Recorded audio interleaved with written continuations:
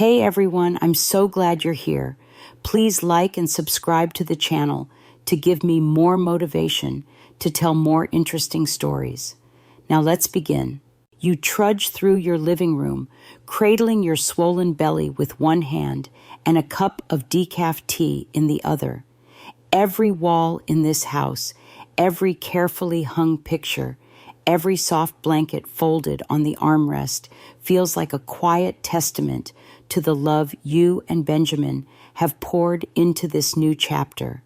You're 8 months pregnant, glowing, exhausted, nervous, and incredibly ready. The past 2 years haven't exactly been glamorous. You both decided early on that before welcoming Bobby into the world, you'd do everything possible to ensure he'd arrive in a safe, secure environment. That meant no vacations, no impulse, Amazon purchases, no $8 oat milk lattes, the real heartbreak. You even sold your Peloton. It sat in the garage like a dusty monument to your former trendier selves, but you didn't regret a single decision. Benjamin, your husband, equal parts nerdy and noble, took on freelance IT contracts on top of his full-time job. You, a full-time accountant with a talent for budgets and a weakness for sour gummy worms, handled the numbers. Together, your life became a spreadsheet of sacrifice. The goal, $150,000 and $1,000. That wasn't just money, it was your insurance policy against fate. Historians still argue whether ancient Egyptians invented compound interest, or if that's just a modern misinterpretation. But you're pretty sure they'd have appreciated your financial discipline. Besides, they used to bury their dead with gold cats and canopic jars. You're just trying to survive the American healthcare system with your bank account intact. Every penny went into that fund. And believe me, you counted every single one more than once. Your Excel sheets had color codes, backup versions, and even a little baby emoji next to every goal achieved. When you hit 50K, you ordered takeout as a celebration. At 100K, you danced in your pajamas. And at 150K, you wept. Because to you, it wasn't just about financial preparation. It was about control, safety, peace. After everything, the pandemic anxiety, your early miscarriage scare, the never-ending wait lists for OB appointments, you needed this fund like oxygen. And you weren't the only one. Benjamin never missed a single doctor's appointment. He'd sit in the waiting room, flipping through outdated magazines while clutching your hand like he was about to get a flu shot himself. You always teased him for it. You're not the one getting poked, babe. He'd grin sheepishly, but never let go. Together, you painted Bobby's nursery a soft sky blue. You hung tiny glow-in-the-dark stars on the ceiling. You read baby books, discussed swaddling techniques like you were training for a NASA mission, and practiced diapering stuffed animals. You even fought about diaper brands. He liked organic. You liked whatever doesn't explode. One day while scrolling, you found a quirky fact: Roman children were wrapped in swaddling bands, much like mummies. It comforted you somehow. If babies could survive ancient Rome, Bobby would make it through modern Denver just fine. By month 7, your house looked like a Pinterest nursery explosion. Mini socks folded with army precision, an alphabet rug, a giraffe-shaped humidifier. Everything was perfect on paper. But outside your 4 walls, not everything was so peaceful. Christina, your sister-in-law, had always been a bit complicated. Infertility isn't a gentle road, and her journey through it had left her more guarded, more brittle, and let's be honest, more bitter. You always tried to tread carefully. You never bragged, never flaunted your belly in front of her, never posted ultrasound pics online. Still, she found ways to jab. Passive, aggressive comments, sideways glances, That one time she muttered, "Some people get everything," without trying under her breath during Thanksgiving dinner. You never fought back. You just smiled and changed the subject. Benjamin shielded you when he could, but it was like walking through a minefield barefoot. The weirdest part, Evelyn, your mother-in-law, was the exact opposite. Warm, supportive, the kind of woman who made homemade banana bread and crocheted tiny hats while watching HGTV reruns. She became your sanctuary. One evening, as you sat together on her back porch, watching the sky turn pink over the Rockies, she leaned over and whispered, "This baby is going to change everything." And you believed her. But you had no idea how right she was, just not in the way you expected. You sipped your tea, rubbed your belly, where Bobby had just kicked future soccer star, obviously, and thought about the weeks ahead. You didn't know it yet, but you were standing at the edge of something irreversible, like the moment before a storm breaks when the air gets too still. Historians still debate whether it was a meteor or volcanic eruptions that caused the late Bronze Age collapse, but one thing's for sure. When empires fall, it's never sudden. There are tremors before the quake, and you just felt your first one. You wake up the next morning to sunlight streaming across the nursery floor. Bobby kicks again twice this time, as if tapping out a secret Morse code. Maybe he knows something's coming. Maybe babies are little time travelers and they try to warn us. Or maybe he's just reacting to the weird leftover pickle sandwich you ate at 2 a.m. You shuffle to the crib, tracing your fingers along the edge. Benjamin finished sanding it just last week, polishing each slat like it was made of gold. The air still smells faintly of wood varnish and baby powder. A little wooden mobile of clouds and stars spins gently above the crib from the ceiling fan's breeze. It's all here, the future you worked for, the quiet you earned. But beneath it there's a tension, a subtle buzz like a violin string pulled too tight. It starts with a text. Evelyn lunch Sunday. Just us. 3. Roast chicken. No pressure. Your heart lifts. She's always known how to time these things, just when the swelling, the mood swings, the anxiety about birth. Get too loud. She sends comfort, disguised as roast chicken. You show the message to Benjamin. He smiles but hesitates. Just us 3. You both know what he's asking. Christina. She said just us 3. You repeat, trying to inject confidence. So Sunday comes. You pull on the softest maternity dress you own and waddle into the passenger seat while Benjamin juggles the flower bouquet and your lemon cravings. He looks good, clean-shaven, rested. You joke, "You sure you're not the one nesting?" As you drive, Benjamin hums along to a lo-fi playlist while you stare out the window, your fingers resting on your belly. But that buzz, the violin string tightens a little more. You arrive. Evelyn opens the door in her apron, beaming. The house smells of garlic butter and warm rosemary, a scent that wraps around you like a hug. "There's my glowing girl," she says, pulling you into an embrace. Benjamin follows with the flowers and a smile. "We brought the sunshine," he jokes. But then you see her, Christina, already seated at the dining table, phone in hand, glass of wine half full. You freeze. She looks up, smirks. "Well, look at you," she says, voice honey-laced with steel. "Still playing the delicate, pregnant princess, I see. It's like a needle to the balloon in your chest." "Hello, Christina." You manage keeping your tone even. Benjamin stiffens beside you, his calm breaking for just a second. "Enough, Christina," he says. "We're here for lunch, not your snide comments." She shrugs. "I was just making small talk. Don't be so sensitive." You glance at Evelyn, who's already shifting into diplomatic mode, asking about nursery colors, weather knitting patterns, anything to steer the conversation. You follow her lead, thankful for her effort, but inside it's a minefield.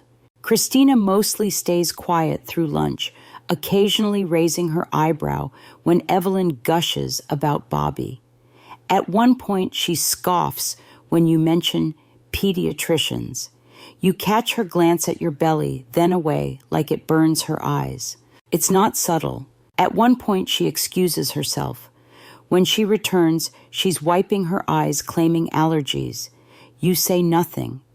But it's the way she looks at you afterward, like something inside her has cracked and is leaking slowly, that chills you. Did you know, in medieval Europe, some women used to wear small birthing charms under their clothes, tiny tokens, saints, herbs, iron shards, to protect their wombs from envy? You start to wonder if you should have packed one. After lunch, you help Evelyn with dishes. Christina stays seated, silent, clicking her nails against her wine glass. You feel her watching you. That's the last peaceful Sunday you'll have for a very long time. Back home that evening, you and Benjamin lie in bed, hands resting over your belly as Bobby shifts beneath the surface. You talk about safer topics, baby names, car seats, when to pack the hospital bag. But Benjamin brings it up. She's not okay, he says. Christina. You nod, because what else is there to say? I don't think she hates you, he adds, trying perhaps to believe it himself. I think she hates everything she doesn't have. You think about that for a long time. Historians still argue whether the Greek myth of Hera's vengeance against other women was more about jealousy or power. Maybe both. Maybe jealousy is a kind of powerlessness. Later that night, as you wash your face, you stare at your reflection. Your cheeks are puffy, your eyes soft, your stomach wide and alive. You trace a finger down your belly and whisper, "We're almost there." But Bobby kicks again hard this time, almost like he's trying to say, "Not yet, not safe." The following week moves like molasses. You tell yourself it's just hormones, making everything feel heavier, your feet, your thoughts, the air in your lungs. But something more than pregnancy is weighing you down. Evelyn drops by midweek with another batch of banana bread and some vitamins. She smells like lavender and detergent. Your ankles look better, she notes with a warm smile. Been putting your feet up. You nod, grateful for her motherly presence. As she folds baby clothes and hums something from the 70s, you catch yourself wondering, how much does she really know about Christina's behavior? Surely she sees it. Surely she's noticed the thinly veiled cruelty, the looks that linger too long on your stomach, the way Christina always seems to sulk around good news like it's bad weather. Evelyn, you begin a little unsure. Do you ever worry about Christina? She pauses, folding a tiny onesie with exaggerated care. She's complicated, she says finally, but she's hurting. You bite your tongue. It's a good line, one that explains without excusing. Evelyn is a peacemaker to the bone. Historians still argue whether Cleopatra's final days were marked by grace or manipulation. Either way, she died trying to keep control. You think Evelyn might understand that better than anyone. You change the subject and Evelyn follows. But in her eyes you see something: sadness, guilt, and maybe even fear. A cocktail of emotions you don't quite understand yet. The next morning, Benjamin gets called into an emergency work meeting. You're feeling decent, no cramps, no nausea. So you text Evelyn and offer to come help her sort through the baby items she's been gathering. Evelyn responds almost instantly. Would love that, sweetheart. Banana bread waiting. You laugh. That woman you whisper to Bobby. One day you'll be spoiled rotten by her.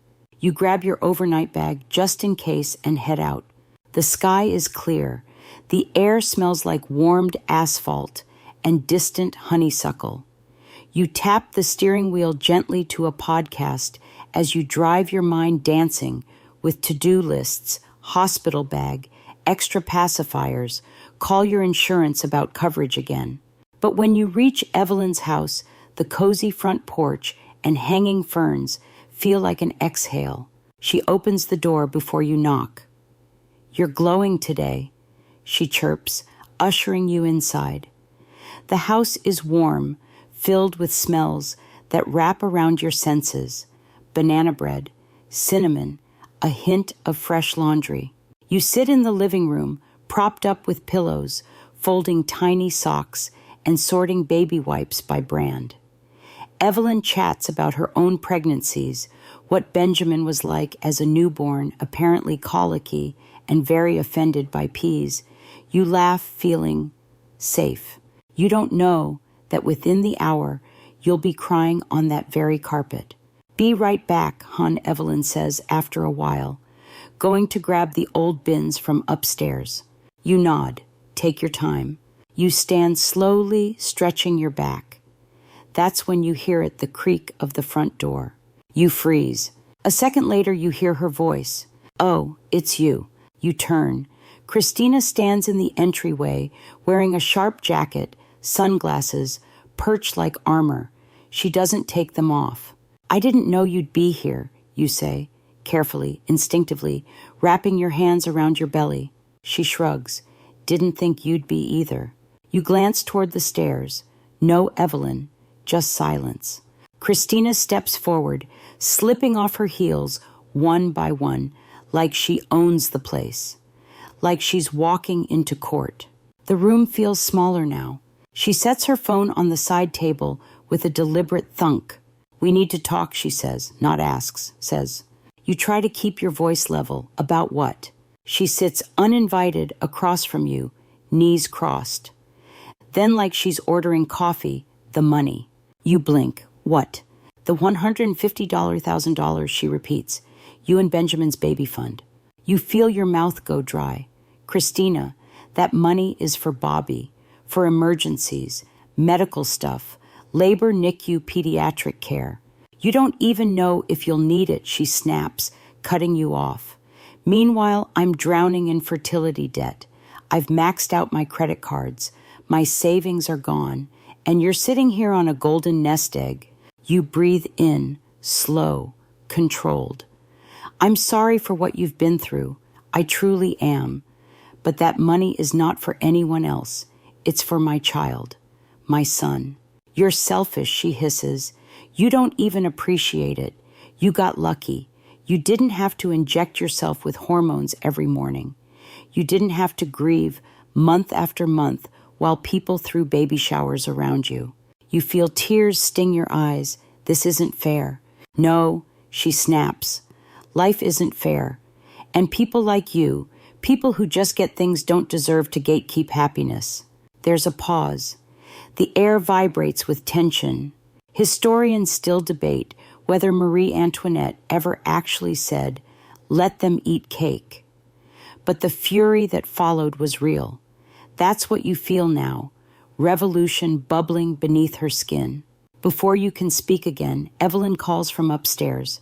"Everything okay down there?" You force a voice through your tightening throat. "We're fine." But you're not. Because Christina hasn't moved, and her eyes are darker now. Her fingers curl into fists on her lap. Her breath quickens. And suddenly, the space between you feels dangerous. Your body, your mother's instinct screams, "Get out." But it's already too late. You've never felt your heart beat in your throat before. There's something primitive about it, like you've gone backward in time. Your body is no longer cushioned by reason or civility. It's pure instinct now. Fight or flight. But your flight's been grounded by a pregnant belly. Christina leans forward. Her face has changed, less sister-in-law, more something you might find in a cautionary myth. You almost expect her eyes to glow red. "I need that money," she repeats slowly, deliberately. You shift your weight slightly on the couch. "Christina, I've already told you. I don't care what you told me," she cuts in. "You think just because you're pregnant, you're better than me. You think you're more worthy." You glance toward the staircase again, hoping Evelyn is coming. Nothing. I don't think I'm better than you say, keeping your voice soft but firm. But I am a mother right now, and my baby needs to come first. That fund is for him. You mean my nephew, she snaps, my family. Then don't make yourself his enemy, you whisper, without thinking. Her face twitches. It's the kind of silence that precedes an earthquake. You don't even breathe. Then she stands, slow, controlled. She walks over to the coffee table, picks up a framed photo of Evelyn and Benjamin. Her finger traces Benjamin's smile. Then she sets it down hard with a thud that makes you flinch. You've always had it so easy, she says, voice lowering like a storm. Married the golden boy, got the happy life, now the perfect baby, and you hoard that money like you earned it. We did earn it, you say, through gritted teeth. I deserve that chance too, she growls. And if you're not going to give it to me, then maybe I'll just take it. You blink. Excuse me. You heard me. You stand up slowly, wobbling a little. I think you should leave. Christina laughs. It's dry. Unhinged. Leave, oh no, princess. I haven't even started. She steps closer. Christina, you say, your voice now trembling. I'm asking you to stop. I don't want to fight. Too bad, she snarls. And then it happens. A flash, a blur. You barely see the movement before you feel it, a sharp, horrifying impact to your stomach. Her foot, full force, directly into your 8-month pregnant belly. The pain is instant. A white-hot lightning bolt rips through your abdomen as your knees buckle. Your hands fly to your belly. Your mouth opens in a scream, but nothing comes out for a moment. Just a gasp, like all the oxygen has fled your lungs. And then a wet warmth. Your legs are soaked in an instant. Your water just broke. Oh my God, you cry. Oh my God. But she's not done. Christina grabs your hair, yanking you backward with shocking strength. You scream again as pain tears through your scalp. She digs her nails into your cheeks, twisting your head to face her. You don't get to have it all, she hisses. Not anymore. You're sobbing now, slumped helpless, hands over your stomach, terrified. But somewhere through the haze, you hear it footsteps, fast ones. Then a scream. Christina. Evelyn. She freezes in the hallway, eyes wide with horror at what she sees. Her daughter crouched over you like a predator, your soaked clothes, your crumpled body. What the hell is wrong with you? Evelyn yells, rushing forward. Slap. The sound cracks through the air as Evelyn's hand meets Christina's face. Christina stumbles back, clutching her cheek, stunned. She's 8 months pregnant. Evelyn screams, shaking. Have you lost your mind? Mom. No, Evelyn roars. Not this time. This isn't jealousy. This is violence. You moan softly. He's coming, you whisper. I can feel. Evelyn whirls around. Melissa. Oh my God. Okay. Just hold on, sweetheart. She pulls out her phone, dialing 911 with trembling fingers. Yes, I need an ambulance. Right now. My daughter assaulted a pregnant woman. My daughter-in-law, her water just broke. As she talks, she grabs a blanket and kneels beside you. You can barely speak, the pain, too sharp, too constant. Benjamin. You need Benjamin, but he's not here. You're here. On the floor, in pain, with Bobby still inside and time moving like a bullet train. Somewhere, someone once used crocodile dung as birth control. That's a real thing. Ancient Egyptians mixed it with honey and shoved it in like a pessary. Maybe it worked. Maybe it didn't. But this is real. And no ancient potion can undo what Christina's just done. You look into Evelyn's tear-filled eyes as she gently brushes hair from your forehead. Stay with me, she whispers. You're going to be okay. And even though your vision is blurred, your world tilted, your belly burning, you believe her. Because you have to.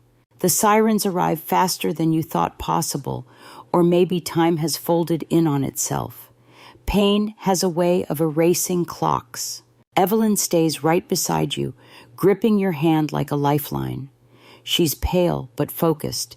You try to stay conscious. Every few seconds, you whisper, "Bobby." Not because you think she'll forget, but because you're afraid you will. Christina is pacing near the window now, muttering. She doesn't try to run, doesn't apologize. Her expression isn't remorse, it's rage in shock form. That peculiar cocktail where the body hasn't caught up to what the soul just did. Evelyn doesn't speak to her, doesn't even glance at her.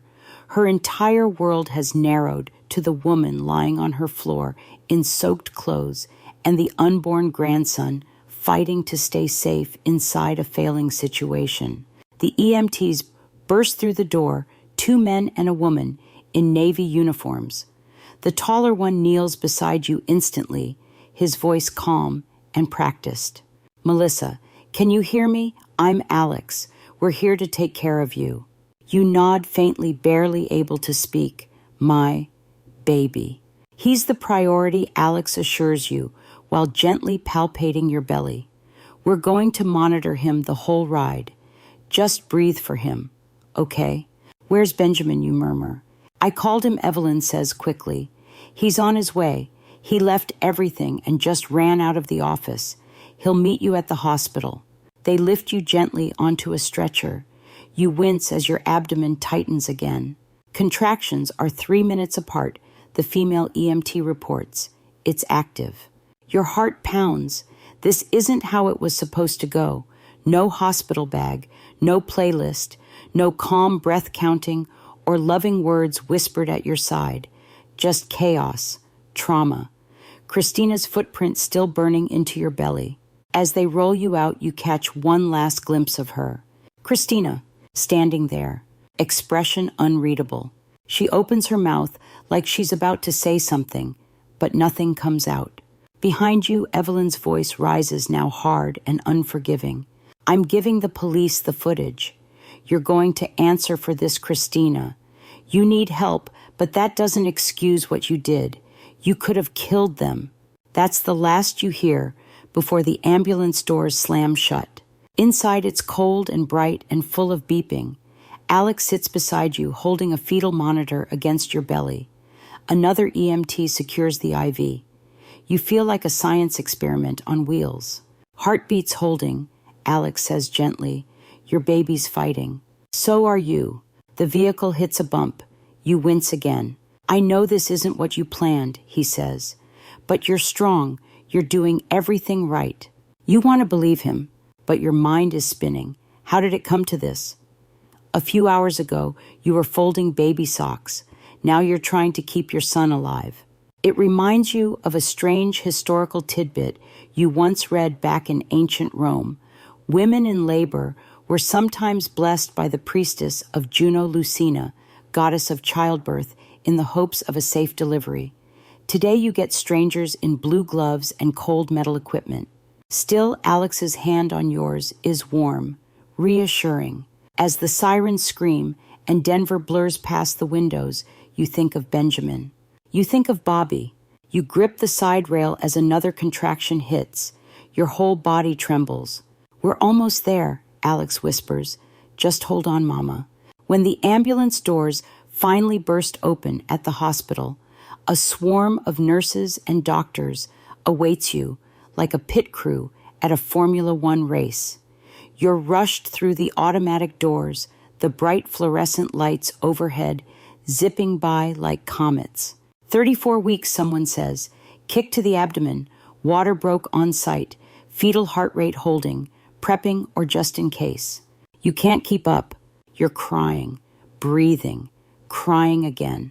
Then, Melissa, Benjamin. You hear his voice before you see him. And then he's there running beside the gurney suit jacket, gone tie loose eyes frantic. "I'm here," he whispers. "I've got you." Your hand finds his, clamps on. "Bobby," you gasp. She, I know, he says. "I saw Evelyn's message. I'm not leaving you, I swear." They bring you into the maternity trauma unit, prepping everything for a potential emergency C-section. There's shouting, coordinating chords being connected. You don't understand any of it. But you do understand Benjamin's hand in yours. The doctor appears a composed woman with gray streaks in her bun and a no-nonsense tone. Melissa, I'm Dr. Keating. Your baby is currently stable, but you've sustained trauma. We're monitoring closely. If things change, we go in. Clear. You nod. Then you breathe. In, out, in, out. Benjamin strokes your hair back from your forehead. You're amazing, he says softly. You've already done so much. And, for the first time in what feels like hours, you almost believe it. Historians still argue whether the practice of using amulets during labor was more about spirituality or placebo. But right now, Benjamin's hand feels like your amulet, a tether, a charm, a promise, one you need more than ever. The next hours don't pass, they blur. You're in a delivery suite, though. It could be a spaceship, for all you know. Beeping monitors hum like robotic lullabies. Lights pulse in soft rhythms. Every second is measured, recorded, analyzed. You feel like a fragile vessel in a sea of machines. Benjamin never lets go of your hand. He murmurs to you constantly encouragements, apologies, promises. You squeeze his hand each time the pain spikes, and he squeezes back like Morse code. You're not alone. I'm still here. Your OB, Dr. Keating, checks in regularly with updates. So far, Bobby's heartbeat is steady. That's a good sign, she says. He's a fighter. But even good news feels like thin ice under your feet. Do you think he knows? You whisper once mid-contraction. Benjamin looks confused. Knows what? That I'm scared. He leans in close. He knows you love him. That's enough. Historians still argue whether ancient Spartan mothers really handed their sons shields and told them to return with it or on it. You're not a Spartan. You just want your son to return to you at all. Hours drag on. At one point, they administer a mild epidural to calm the labor and buy time. We want his lungs to mature every extra minute, Dr. Keating explains. The more time inside, the better if it's safe. Bobby cooperates. Kind of. He's active, moving, kicking. His heartbeat dips once and you stop breathing, but then it rises again, steady, strong. Benjamin barely leaves your side except for quick updates to Evelyn, who's now at the hospital, but staying in the waiting area per your request. You don't want to see Christina's shadow in Evelyn's eyes, not yet. When he returns, he brings back a surprise Bobby's baby blanket, the one Evelyn crocheted. He lays it on your stomach like a protective charm. Don't ask how I smuggled it in, he says. Let's call it hospital magic. You laugh, actually laugh, just a little. It's the first one since the kick. By late evening, Bobby decides he's had enough waiting. Your contractions start to strengthen again. Faster, harder. The doctor nods. It's time. They wheel you into the delivery room. A flurry of gowns and gloves, instructions, counting, pushing. Everything is pressure and pain and noise and panic and then silence, until the sound breaks through. A cry. A loud, piercing, beautiful wail. Bobby. He's here. He's early. He's small. But he's alive. They hold him up for you to see, for just a second, red-faced, squirming a shock of dark hair. Then they whisk him away to the NICU. You try to lift your arm toward him, but your body is shaking. Benjamin kisses your forehead. He's okay. He's here. We did it. Tears streak your cheeks. You don't even realize you're crying until a nurse gently dabs your face with a cloth. A few moments later, Dr. Keating approaches. He's breathing on his own, but we're giving him oxygen just in case. His weight is good for 34 weeks. He's feisty. You smile at that. That's my boy. They stitch you up, monitor you, move you to a recovery room. You don't sleep even though they tell you to. You can't. The image of Bobby tiny and fighting burns behind your eyelids every time they close. Sometime around 3 a.m., Benjamin returns from the NICU. His eyes are red, but he's smiling. He has your nose, he says, and my grumpy face when he's hungry. You both laugh this time freely. He's going to be okay, Benjamin adds. The nurse said, he's a strong little guy. Already tried pulling out his IV. That sounds like Bobby. It's a strange comfort to hear your son is already causing trouble. As Benjamin sits beside your bed, you realize how surreal it all is. Just 24 hours ago, you were folding onesies. Now you're recovering from childbirth while your son lies in an incubator. And your sister-in-law is, as Benjamin confirms, in a hushed tone, under arrest. Evelyn gave the cops everything he says. The whole assault was on camera, audio and all. You exhale slowly, not because that makes everything okay, but because it confirms what you feared most wasn't in your head. She's going to pay for this, Benjamin adds. We're already talking to a lawyer. You don't respond right away. You're still somewhere between grief and relief, rage and resolve. A fringe story you once read resurfaces about women in the Middle Ages who gave birth in complete darkness, believing light would attract evil spirits. Right now, you welcome all the light you can get, every sliver of justice, every soft promise that the worst is behind you. But you also know this isn't the end. It's only the beginning. The hospital room is dark except for the soft glow of machines and monitors, casting shadows that stretch across the walls like fingers. You can hear every beep, every drip of an IV, every subtle rustle of sheets as you shift. But more than anything, you can hear your heartbeat, and you swear it's syncing with Bobby's from the NICU down the hall. Benjamin sleeps in a chair beside you, head tilted back, mouth slightly open. Even in sleep, his hand rests near yours on the edge of your bed. You don't wake him. He's barely slept in the past 24 hours, and yet he hasn't left your side. Your abdomen aches. You shift slowly, trying not to pull at your stitches. The pain is sharp, but it's not just physical. There's a bruise under the skin that goes much deeper, born from the moment Christina's foot hit your belly.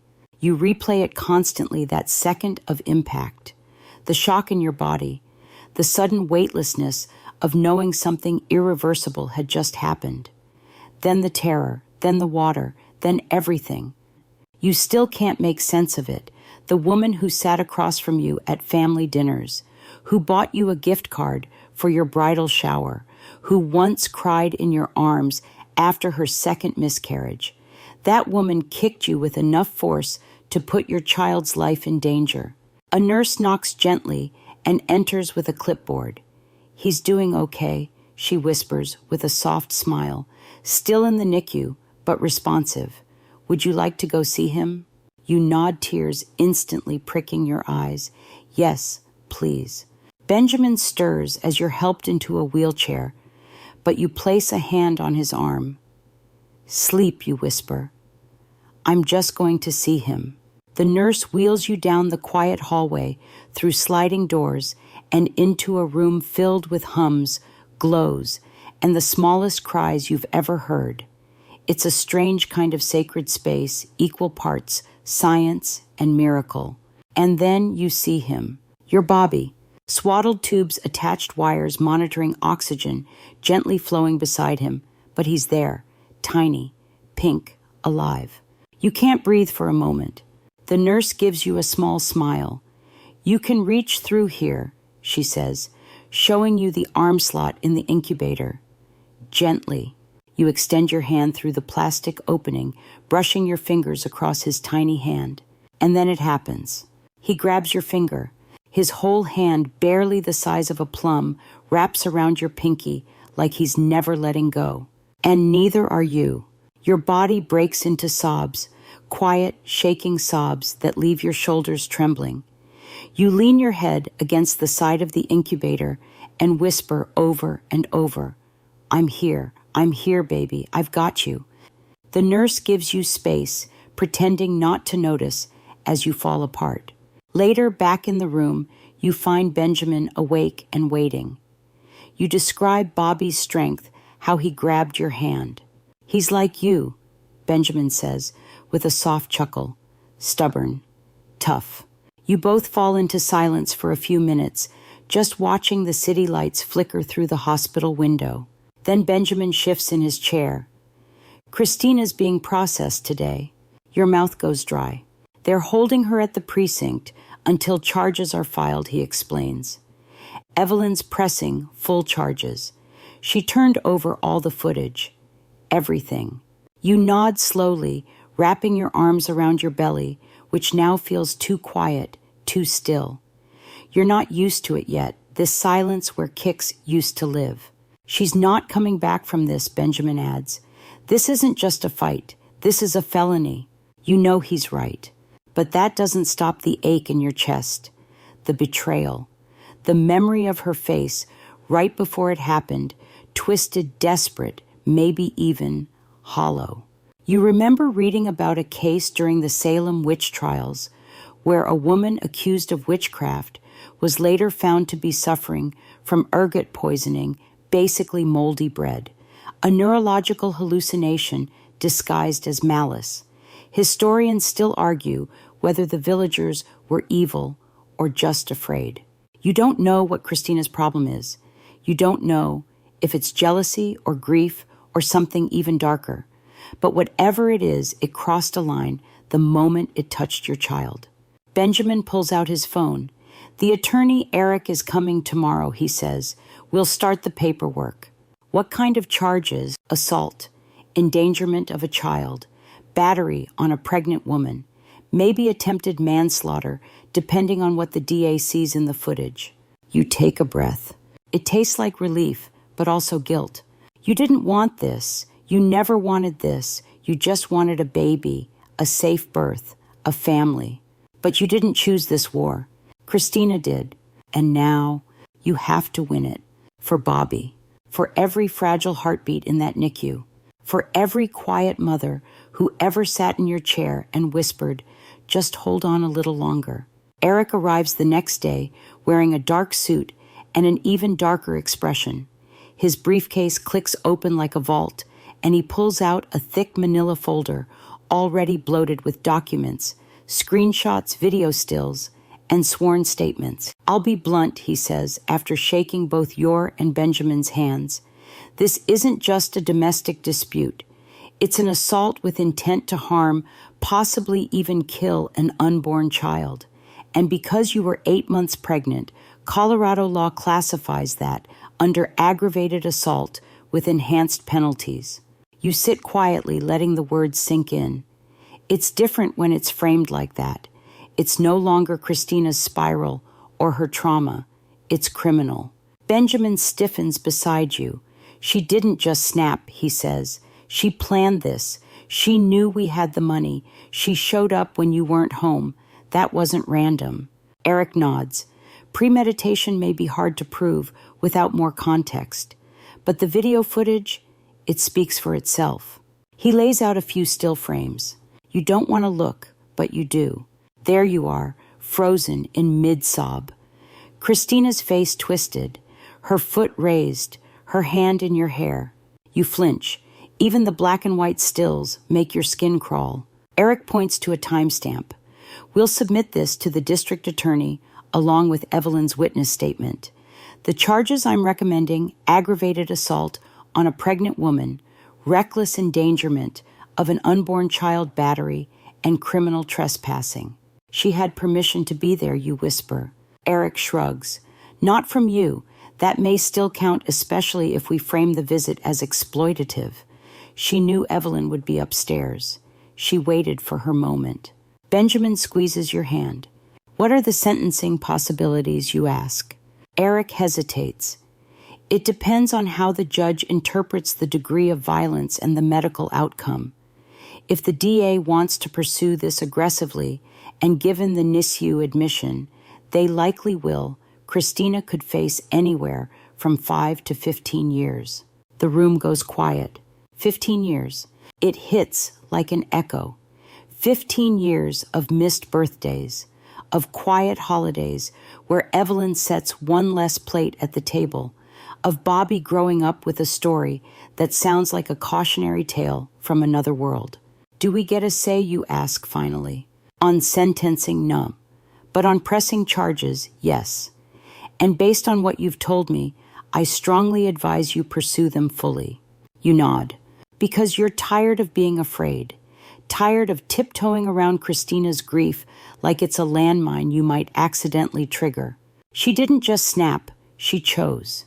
And her choice nearly cost your son his life. Eric wraps up the consultation and leaves you with paperwork to sign later. The room is heavy after he's gone. Benjamin turns to you. Are you okay? You shake your head. No, but I will be. Later that night, you visit Bobby again. This time, Evelyn joins you. She's quiet during the walk down the corridor, her face unreadable. She's aged years in days, her hair pulled into a low bun, her shoulders tight. When you reach the NICU, the nurse steps aside and lets you both sit. Bobby's breathing on his own now, still in the incubator, but stronger. His little chest rising and falling, tiny fingers twitching in sleep. Evelyn presses a hand against the plastic. He's beautiful. You nod. He's a fighter. A long pause. I failed you, she says suddenly. I failed her. I let my daughter become someone I don't even recognize.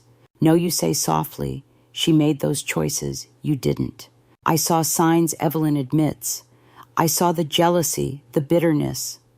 I just kept telling myself she'd come around, that if I was patient enough, she'd heal, but I never imagined. Her voice breaks.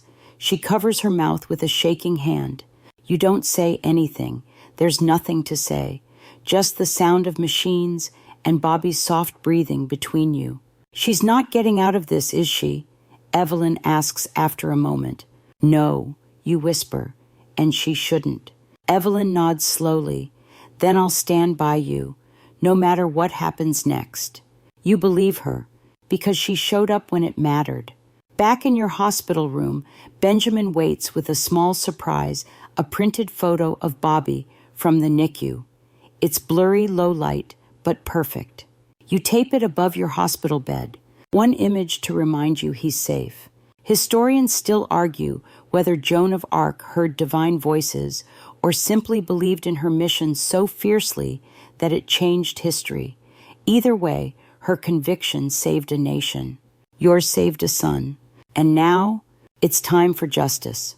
The day Christina is formally charged, the sun doesn't rise any differently, the clouds don't part, and no trumpets sound. Justice doesn't come with fireworks. It comes with paperwork lawyers in gray suits and court dockets filled with last names that barely feel human anymore. Yours is now one of them. Eric texts Benjamin, early DA is moving forward with all 4 felony charges. Christina will be held without bail pending psychological evaluation. You read the message from your hospital bed, blinking in disbelief, held without bail. Benjamin nods. They're taking this seriously. They saw the footage. They talked to Evelyn. They looked at Bobby's medical report. Your hand instinctively moves to your belly again. Empty now. Sore. But Bobby's alive, and you remind yourself of that every minute. The next few days feel like walking underwater. You're discharged, but stay at the hospital in a family suite near the NICU. Evelyn brings food. Benjamin brings clean clothes. Nurses bring updates. Bobby, your miracle boy, is slowly getting stronger. Every improvement, a longer feeding, a full breath on his own, is treated like a parade.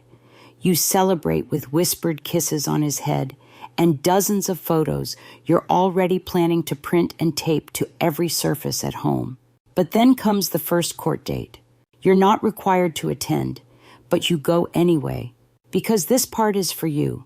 You wear the softest dress you own, the one Evelyn washed twice so it wouldn't cling to your healing stitches. Benjamin holds your hand as you walk into the courthouse lobby, each step measured, every sound exaggerated in the echoing marble. Eric meets you at security. She's not pleading out today, he says. It's just arraignment. But they'll read the charges aloud. You nod. That's all I need. Inside the courtroom, you see her. Christina. She's thinner, hollow-eyed, dressed in a beige jumpsuit that swallows her usually sharp figure.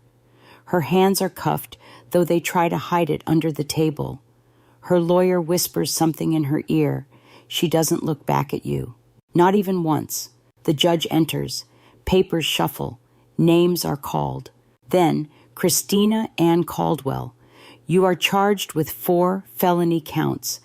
Aggravated assault on a pregnant woman. Reckless endangerment of an unborn child. Battery with intent to cause serious harm. Trespassing with malicious intent. Your ears ring as each charge is read. She pleads not guilty. Of course. Historians still argue whether the first formal criminal trials in ancient Greece were more theatrical than judicial. But here in this cold room, with laminated nameplates and humming lights, it doesn't feel like theater. It feels real. Christina's lawyer tries to argue for a supervised release. The judge shuts it down. She is a danger to the victim and to the infant who remains under medical care, the judge states flatly. Remand is required. You feel a knot in your stomach loosen just a little. As the bailiff leads her away, Christina finally turns her head. She looks at you. For a second, just one, you think you see something flash across her face. But it's not remorse. It's resentment, like you've stolen something from her. Benjamin squeezes your hand. When the gavel drops, you stand. Your legs shake, but you don't falter. Outside the courtroom, Evelyn waits.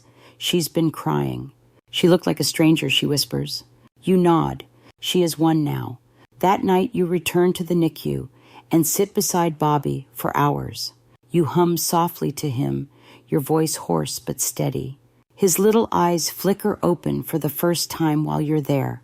And in that moment, just that one, you feel like everything broken is trying to knit itself back together. Not perfectly, but enough. Weeks roll forward like uneven wheels, some days gliding, others jerking and stalling under the weight of grief and healing. You're discharged from the hospital, but Bobby remains in the NICU, nestled in a sea of wires and soft beeps.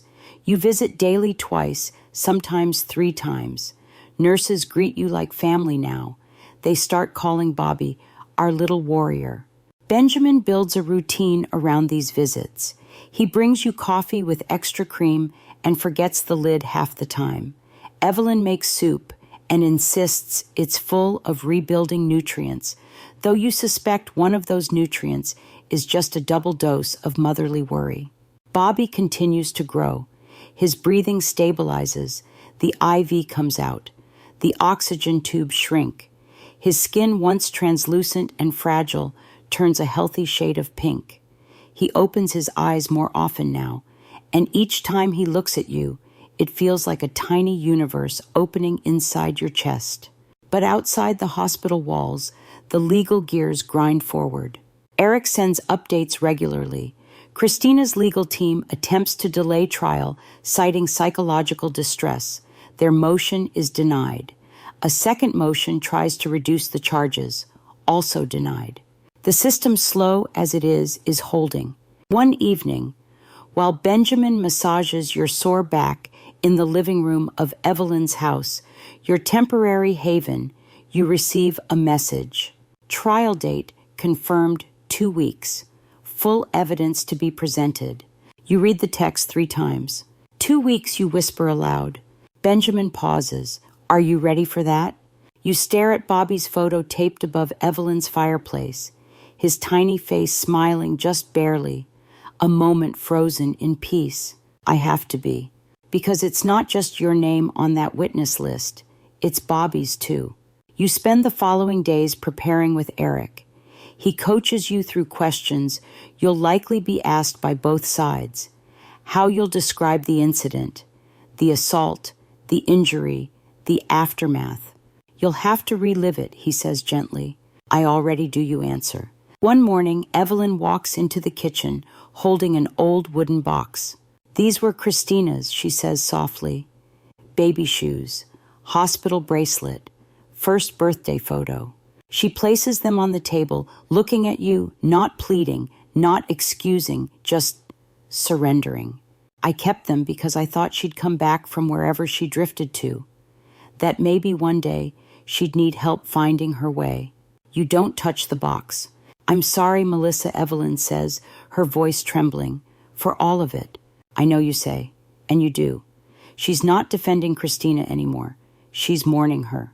Historians still debate whether Judas Iscariot betrayed Jesus for ideology or for silver, or some combination of grief and confusion. Betrayal rarely has clean motives, but its consequences always loud. When the day of the trial arrives, the sky is gray. You wear black. Not because you're in mourning, but because you're done hiding. Bobby stays with Evelyn at the hospital. Benjamin walks beside you into the courthouse, one arm firm around your shoulders. Inside, Christina sits at the defense table, visibly thinner, her hair flat and pulled back. Her eyes stay glued to the table in front of her. The prosecutor, a woman named Lydia Marks, stands and begins with calm authority. "This is a case about rage, about envy so corrosive it exploded into violence against an unborn child." Then the evidence starts. The video plays.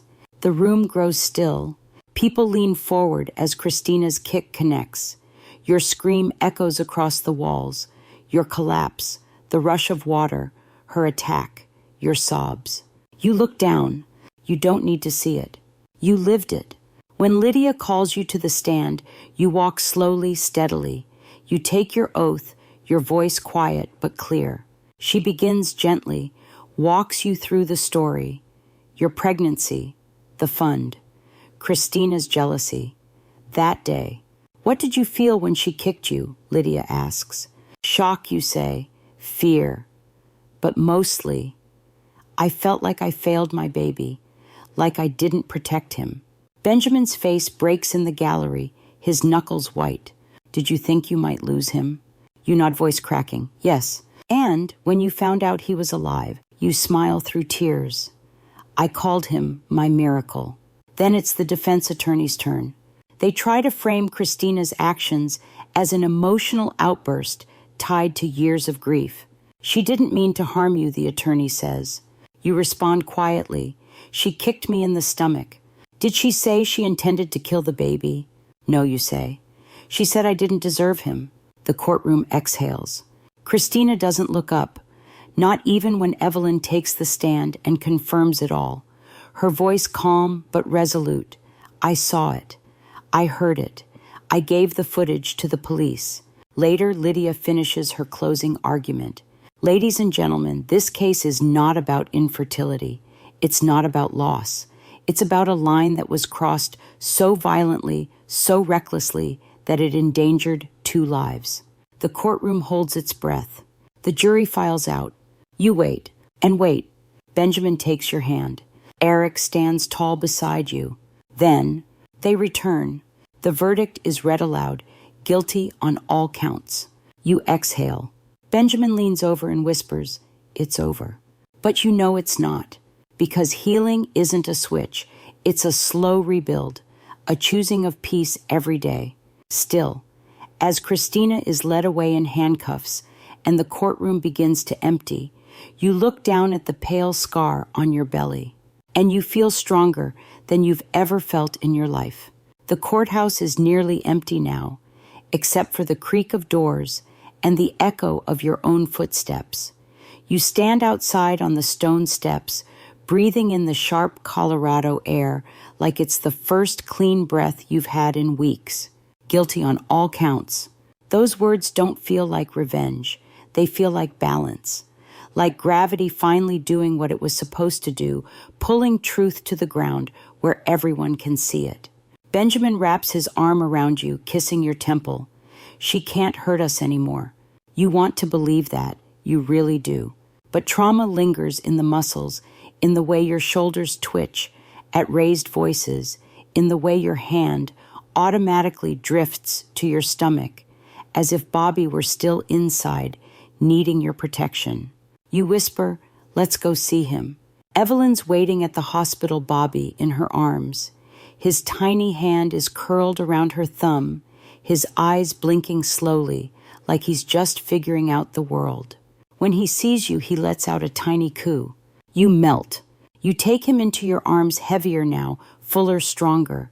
The tubes are gone. The bruises have faded. He's wearing the little blue beanie Evelyn crocheted in her quiet, guilt-washed evenings. He's ready, the nurse says with a smile. You can take him home this weekend if everything stays on track.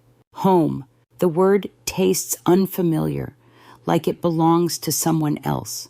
But maybe that's because home isn't just the walls around you. It's the safety you create, the love you choose, the peace you refuse to surrender. The next day, you return to Evelyn's house and begin preparing Bobby's nursery again. It looks different now, not in color or design, but in purpose. Every stuffed animal, every diaper, every swaddle now feels like armor, protection, a declaration you made it. Evelyn helps you fold laundry.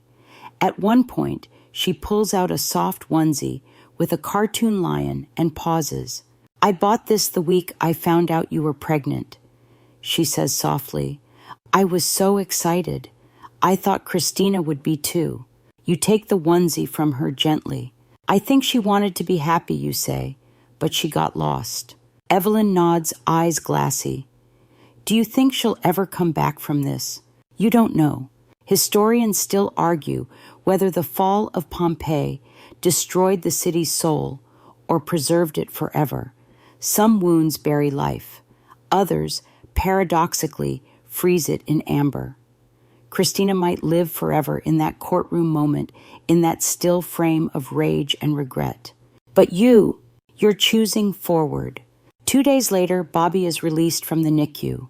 You dress him in the lion onesie, wrap him in the starry blanket, and walk him out through the same hospital doors you feared you'd never walk out of together. Benjamin carries the car seat like it's made of glass. The drive home is silent except for Bobby's soft breathing and the quiet instrumental lullaby playing from your phone. When you arrive at Evelyn's, she's standing on the porch with tears in her eyes. "Welcome home, baby boy," she whispers. You all step inside together. Bobby's room is perfect. The stars still hang from the ceiling. The clouds gently turn, and the crib is warm and ready. You place him down, watch him blink, then slowly drift into sleep. You sit beside him in the rocking chair, your belly sore, your heart full, your body exhausted. Benjamin kneels beside you. "We did it," he says. You nod. "We survived." But survival is only part of the story. Now comes the healing. The days after bringing Bobby home are not what movies promise. There's no magical music montage of peaceful bottle feeds and glowing nightlights. There are cracked nipples, missed naps, and an alarming amount of Googling. Is it normal for a newborn to make this noise? Still, it's beautiful. Bobby's cries, though jarring, feel like a full symphony now. Every gurgle is proof of life, every feed a victory. You celebrate each diaper like it's a graduation. Even the spit-ups feel sacred. You and Benjamin take shifts. He rocks Bobby during 2 a.m. feedings, whispering stories about computers and the time he accidentally deleted a server. You nurse Bobby at dawn, tracing the shape of his ear while humming lullabies off-key. One morning, as light spills across the nursery walls, you whisper to your sleeping son, "You're the reason we fought." Bobby shifts in his sleep and lets out a small sigh. You smile. Evelyn visits daily now. She brings food, holds Bobby, and folds laundry like it's a spiritual ritual. She doesn't ask questions about the trial. She doesn't say Christina's name. Not yet. Instead, she brings photo albums pointing out baby pictures of Benjamin that look alarmingly similar to Bobby. You all laugh gently over a coffee-stained scrapbook from the early 90s. You remember that laughter. It sounds like healing. Then one afternoon, Eric visits again. This time, he doesn't bring new documents, just closure. She was sentenced today, he says quietly. 10 years. No parole for the first 6. Full restitution ordered. You hold Bobby tighter, who is sleeping in your lap. Evelyn sits across from you, expression unreadable. She's been moved to the women's facility in Cannon City, Eric adds. The judge emphasized emotional endangerment, said Bobby's NICU stay directly influenced the decision. You nod, and the money, it'll take time. But the court's garnishing her future earnings. You'll recover most of the medical costs. Your hospital bills and legal fees will be covered. You exhale, slowly. Good. Benjamin rubs your back gently. Is that it then? Eric pauses. That's the end of the court case. But grief isn't linear. You may still feel it creep in. He's right. That night, while Bobby sleeps and Benjamin catches up on work emails, you step outside with a blanket wrapped around your shoulders. The air is cool, almost cleansing. You look up at the stars. The same stars you hung in Bobby's nursery now flicker above you for real. Quiet, constant. You remember a strange historical fact Roman midwives used to whisper to the stars during nighttime labors, believing they held the baby's fate. Maybe they weren't wrong. Maybe stars do remember. You whisper, he made it. And for once, the sky doesn't feel empty. Inside, you find Evelyn sitting alone on the couch, eyes closed, one hand clutched around an old photograph. You sit beside her quietly. I kept waiting for this guilt to lift, she murmurs, but it hasn't. You take her hand. You were there when it mattered. But I was too late. No, you say. You stepped in. You saved me. You called 911. You gave them the footage. Her eyes open. Do you hate her? The question lands like glass on tile. I hate what she did. You answer slowly. But hate won't raise my son. Love will. Evelyn begins to cry, not loudly, just the quiet release of someone who's held in too much for too long. You cry with her. Then together, you rise tiptoe down the hallway and peek into Bobby's nursery. He's sleeping peacefully, hands up beside his head like he's surrendering to dreams. You whisper he's safe now. Evelyn nods, and so are you. Bobby turns 6 months old on a crisp spring morning. You wake up early, even before his tiny cries echo through the baby monitor. For once, it's not anxiety that wakes you, it's anticipation. You walk into the nursery and find him already stretching his little fists, punching the air like he's winning a very slow boxing match with a ghost.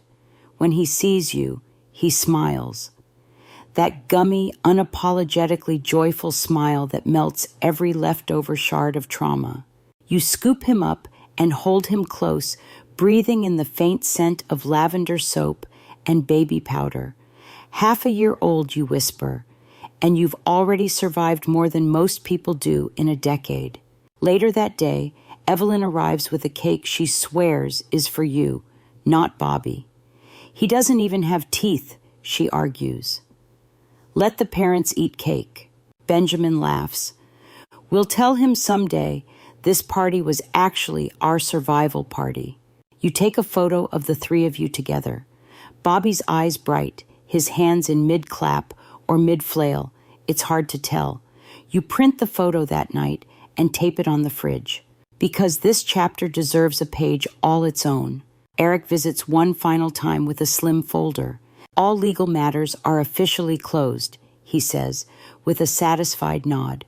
Court restitution, medical reimbursements, all filed, processed, and finalized. You thank him, not just for his professionalism, but for believing you without question, for treating your pain like it mattered in a world that often asks mothers to just move on. As he leaves, he says something that sticks. You did more than survive. You turned catastrophe into clarity.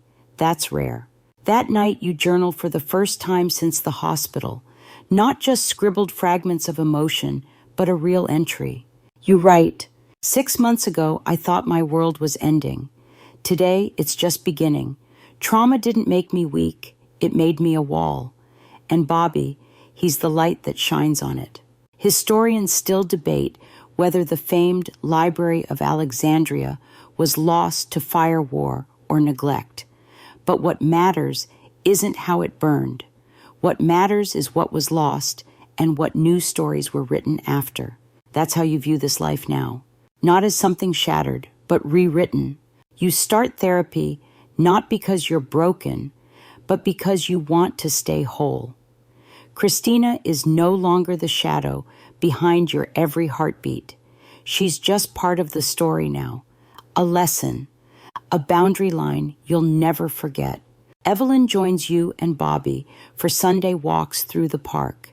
You notice she's quieter these days, more present. She watches Bobby like he's the second chance the world never gave her daughter. One afternoon, Evelyn hands you a letter. It's from Christina, she says. I haven't read it. I wanted you to decide what to do. You stare at the envelope. Your hands go still. You don't open it. Not yet. Maybe not ever. Instead, you tuck it into a drawer beside Bobby's birth certificate and hospital bracelet, not as a keepsake, but as a weight, a reminder of how far you've come. The next morning, you and Benjamin wake up early and drive to the mountains just outside Denver. You carry Bobby in a carrier strapped to your chest. It's his first hike. At the summit, you unwrap him and hold him high against the wind, laughing as he squints at the sunlight. This is where your story starts, Benjamin whispers. Up here, in the open. You kiss Bobby's forehead and say nothing. Just listen to the wind, the rustle of trees, the birds in flight. Because for the first time in a long time, you don't need to explain anything. You just need to live. Spring turns to summer, and your days fill with the kind of rhythm you used to only dream of. Morning sun streaming through the curtains, Bobby babbling in his crib, Benjamin bringing you coffee while balancing a burp cloth on his shoulder. There are moments, simple, silly, beautiful, where you actually forget the darkness that came before. Then something small will remind you. A bruise on your side that took months to fade. A missed heartbeat on an old fetal monitor report. A whisper in Evelyn's voice when Bobby sneezes too hard and she hovers with quiet panic. But those reminders no longer haunt you. They humble you. You are not afraid of the past anymore. You're rooted in it. And from those roots, something stronger is growing. One afternoon, Benjamin surprises you with a picnic. He drives you and Bobby to the park where you first told him you were pregnant. The bench is still there, faded, cracked, but sturdy. We made it, he says, as he lays out a soft plaid blanket. Bobby rolls around in the grass nearby, gnawing on a teething ring and babbling at a ladybug like it's his personal nemesis. You sit on the bench and pull Benjamin close. Do you ever wonder how it would have gone if none of it had happened? He thinks for a second.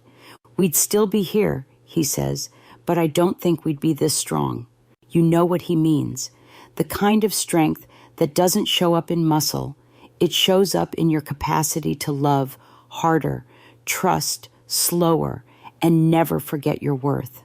Later that evening, after Bobby falls asleep in your arms, you walk into the guest room, your old recovery space, and open the drawer.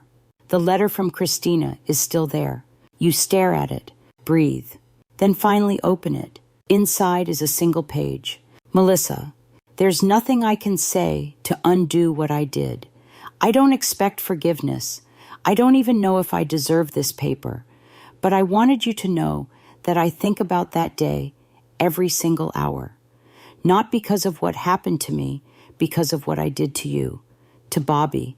I was drowning, and I chose to pull someone else down with me instead of asking for help. That's not grief. That's cruelty. I live with that now. I don't want you to write me back. Just know that I am sorry. and that I will never stop being sorry. Christina, you read it twice, then fold it neatly and place it back in the drawer. You don't cry, you don't scream, you don't forgive, not yet, but you acknowledge. And that's enough. Historians still argue whether the Great Wall of China was built more for defense or to symbolize power. But either way, it endures weathered, scarred, and still standing. Just like you. A few days later, you take Bobby to your old OB office. The receptionist who saw you waddling through those doors in your final trimester gasps when she sees him. He's gorgeous, she beams. He looks just like you. You smile. He's strong too. You step onto the scale.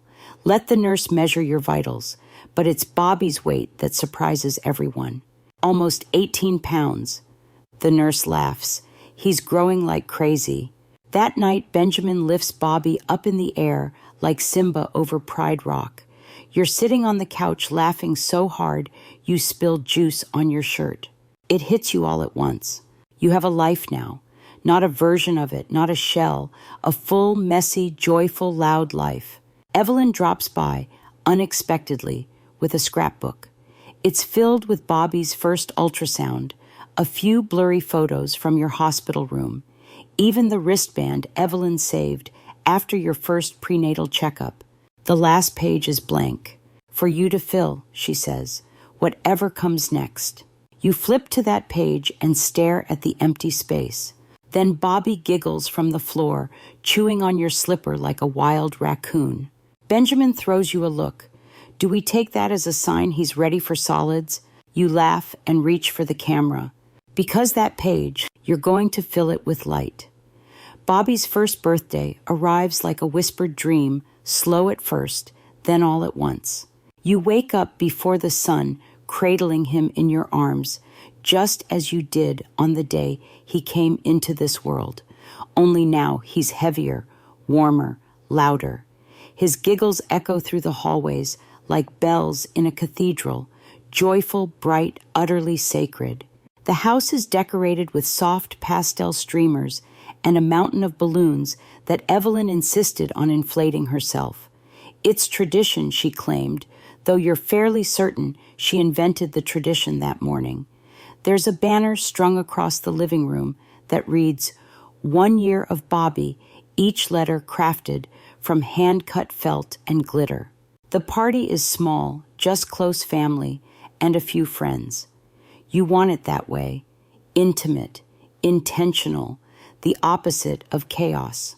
Benjamin sets up a slideshow on the TV, cycling through Bobby's milestones, the first smile the first time he sat up, the day he finally said Dada, and looked delighted at the sound of his own voice. Evelyn brings out the cake, a soft vanilla sponge with whipped frosting and a tiny blue candle. Bobby stares at it like it's an alien life form. He smacks it once with his palm, then looks surprised by how much he enjoys the squish. Everyone laughs. Cameras flash. You blink and suddenly you're crying. But these aren't the tears of trauma or pain or grief. They're gratitude. Because 12 months ago, you were lying in a hospital bed, terrified, broken, uncertain if your baby would even survive the night. Now he's here. Now he's thriving. After cake, you take Bobby outside into the yard where soft fairy lights have been strung between the trees. The sky is fading from coral to navy, the air warm and sweet. Benjamin follows behind carrying a blanket and 2 bottles juice for you formula for Bobby. You lay down on the grass, placing Bobby between you both. Above the stars begin to blink into view. You whisper 1 year. Benjamin smiles. 1 very long, very short year. Bobby babbles and clutches your fingers. You think back to all of it. The savings, the kick, the hospital, the trial, the long nights when Bobby's breathing was monitored by machines and your own was held hostage by fear. And you think of Christina not with hate, not even with anger, with distance. Historians still argue whether the Phoenix myth originated in ancient Egypt or Greece, but either way, it tells the same story, Something must burn before something can rise. You burned, and now you rise. You kiss Bobby's forehead, his skin warm beneath your lips. You are my miracle, you whisper. You are why I fought. Benjamin leans closer, brushing Bobby's soft curls. And you're why we're stronger than ever. Later, as the party winds down and the last of the gifts are unwrapped, books, tiny overalls, a hand-painted toy chest from Evelyn, you sit on the porch alone, Bobby asleep in your arms. Evelyn joins you quietly and places a hand on your shoulder. You gave him a life filled with love, she says. That's the best gift a child can get. You nod. Not just because it's true, but because it's the legacy you vowed to create. A family built on truth, resilience, and healing. You rock Bobby, gently staring out at the horizon, the stars blinking like tiny promises. Your story began in fire, but ends in light. And tomorrow, it's just the next page. The sky grows darker, the stars settling into their positions, like an audience awaiting the encore. You carry Bobby into the house, gently laying him in his crib beneath the soft glow of his star-shaped nightlight. He stirs for a moment, then sighs, his tiny fingers curling into the blanket you once held in a hospital waiting room. You sit down beside the crib, the soft creak of the rocking chair echoing in the quiet. Benjamin turns off the last of the party lights and peeks in, offering a tired smile. Everything is still. Everything is whole. You close your eyes and breathe in this peace, so different from a year ago, yet built on every broken piece of that night. You know the pain will never fully vanish, but it no longer defines you. It's just a thread in the tapestry, now woven between strength, joy, and fiercely protected love. You lean forward and kiss Bobby's forehead once more, then rise slowly, whispering a final promise in the dark. You are safe, you are loved, you are home. The world outside may never be simple, but this small glowing corner you've carved out is yours. And nothing, no one can take that away. Thank you so much for joining me on this journey. If this story moved you, please take a moment to like the video, subscribe to the channel, and share your thoughts in the comments below. Your support helps bring these real, raw stories to life. Until next time, rest easy. You're not alone.